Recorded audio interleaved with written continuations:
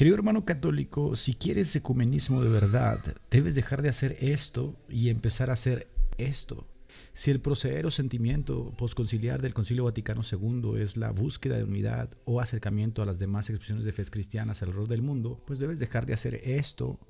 y hacer esto. Pero lo más importante es que si deseas ecumenismo, debes sí o sí reconsiderar ciertos aspectos de tu acercamiento hacia ciertos tópicos de las iglesias que pretendes acercarte. En el caso de la Iglesia Católica y su específico acercamiento a las demás expresiones de fe cristianas, específicamente el protestantismo, que se dieron en el Concilio Vaticano II, nos ha llevado a reconsiderar la figura de Lutero, reivindicándola en menor o mayor grado para el bien de todos. ¿Cómo lo hizo? Primero, reconociendo que parte de la culpa de la incisión, de la fractura entre católicos y protestantes es de ellos, es decir, es de ustedes católicos. Segundo, apreciando y reconociendo el gran legado cultural que devino posteriormente de la Reforma Protestante. Y tercero, afirmando y reconociendo las riquezas del espíritu que se encuentran en la Iglesia Protestante, sus sacramentos y en su vida cristiana. Por ello, si estás en el tenor y en el sentimiento de tu Iglesia Católica y de sus concilios que se dicen guiados por el Espíritu Santo, debes dejar de hacer esto y reconocer esto, cito textualmente de la Unitatis Reintegratio, que es un documento oficial del Concilio Vaticano II. Se debe solícitamente buscar de forma imperiosa eliminar palabras, juicios y actos que no sean conformes, según justicia y verdad, a la condición de los hermanos separados y que por tanto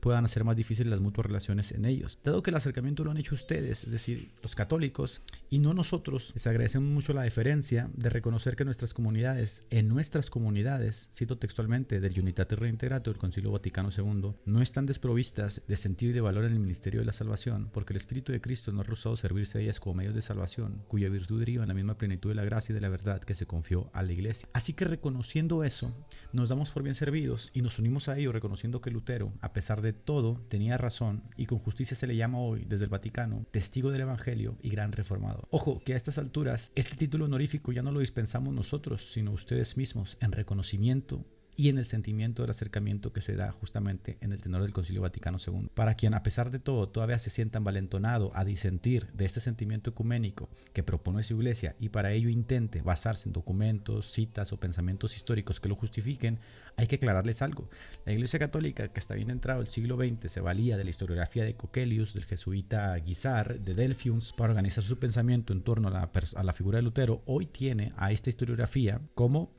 movimiento polemista. Así es, y se entiende. Estos pensadores de forma reaccionaria buscaban pertrecharse, atacándose de un lado a otro, dividiendo y haciendo más grande la zanja. Sé que a algunos la palabra polemista o propagandista les puede causar escozor, pero en rigor de verdad, la misma Iglesia de ustedes la utiliza para referirse a aquellas personas que no están dentro del sentimiento del diálogo moderno que propone el Concilio Vaticano II. Así que, ateniéndonos al sentir del bienaventurado episcopado de Roma, debemos decir que usted, querido amigo, según mi punto de vista, tiene dos opciones: ser un polemista, propagandista, o suscribir el diálogo ecuménico y bajar el tono de sus peroratas en cuanto a los reformados y en cuanto a Lutero. Volviendo a la historiografía que antecedió al Concilio Vaticano II y que posteriormente marcó el camino a seguir del Concilio Vaticano II, es decir, el diálogo posconciliar, la Iglesia se basa en los estudios críticos que ya están insertos en la modernidad, que dan inicio con Joseph Lord y que reivindican de forma muy humana, muy calurosa y muy elevada la figura de Lutero como un gran reformador. Si bien Joseph Lors también hace una crítica muy aguda a Lutero,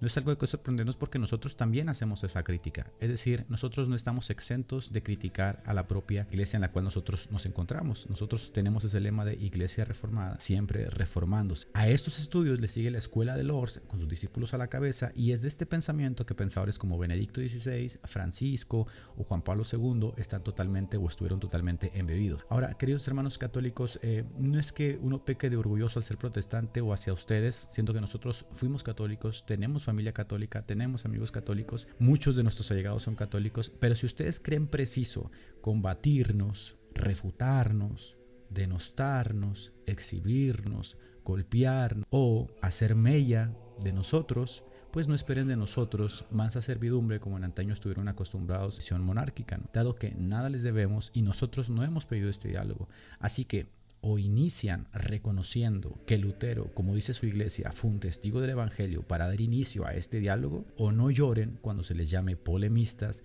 o propagandistas, que eso ya lo hace su propia iglesia al referirse a ustedes, que en vez de acercar a los protestantes con su forma de actuar, manipular la información, recortarla y conducirse, hacen todo lo contrario. Entonces, no son ustedes los indicados para llevar a los protestantes a casa, como luego dicen. Y si alguno de esos protestantes lamentablemente llegan a sus filas a través de todas estas peroratas que salen de sus labios, pues tendremos que decir que nosotros tendremos que actuar en los mismos términos que ustedes proponen. ¿Ecumenismo o guerra?